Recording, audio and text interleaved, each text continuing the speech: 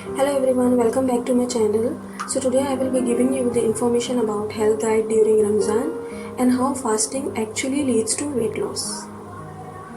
So just giving you a gist of what is Ramzan. Ramzan is basically a month of blessing and it is one of the 5 pillars of Islam in which the Quran was revealed as the guidance for mankind, and also it helps to differentiate between what is right and what is wrong.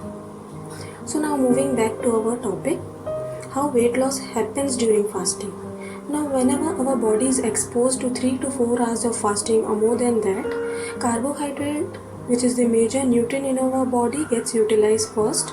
Then the glycogen, which is the storage form of carbohydrate, is converted into glucose and then gets used up.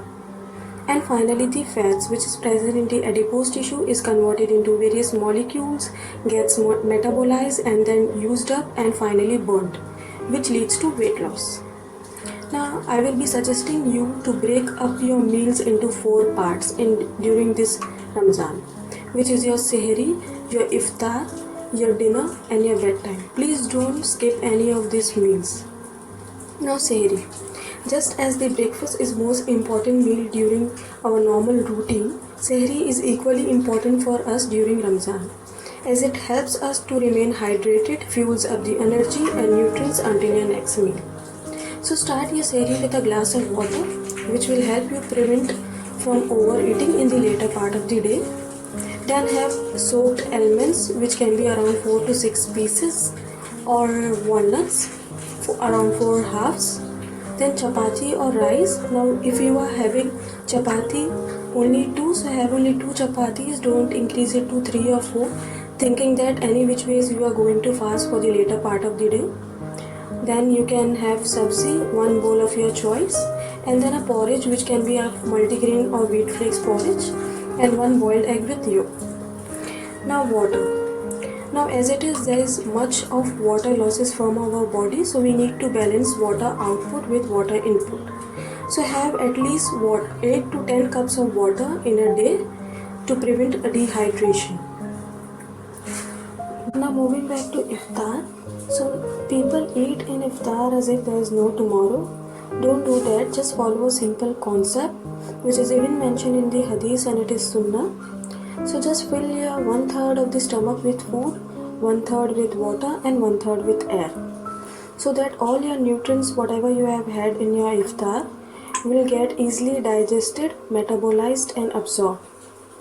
So just follow this simple concept, which is not even harder to do so.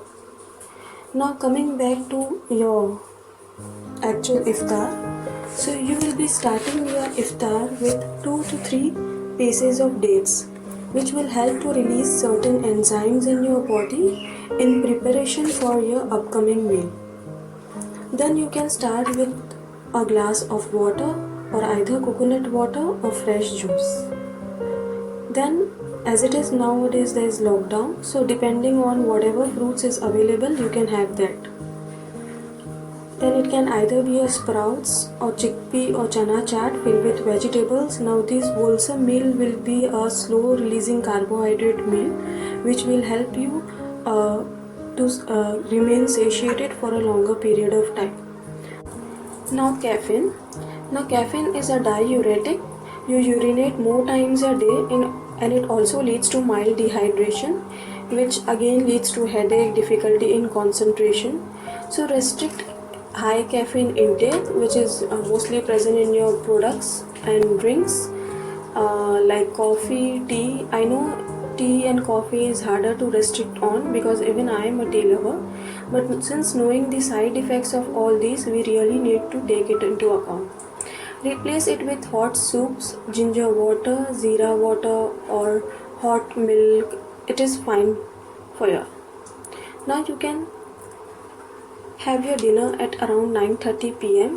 At least keep 2 to 2.5 hours between iftar and dinner. So start your dinner with salad, which can be either beetroot, cucumber, carrot. Now why I am telling to you to have salad? Because it will keep you satiated for a longer period of time.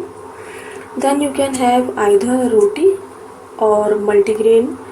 Roti will also be fine with sabzi, but avoid rice in dinner, specifically white rice. Then you can have a high protein food, either paneer or chicken 2 to 3 pieces, which need not be fried but steamed and boiled.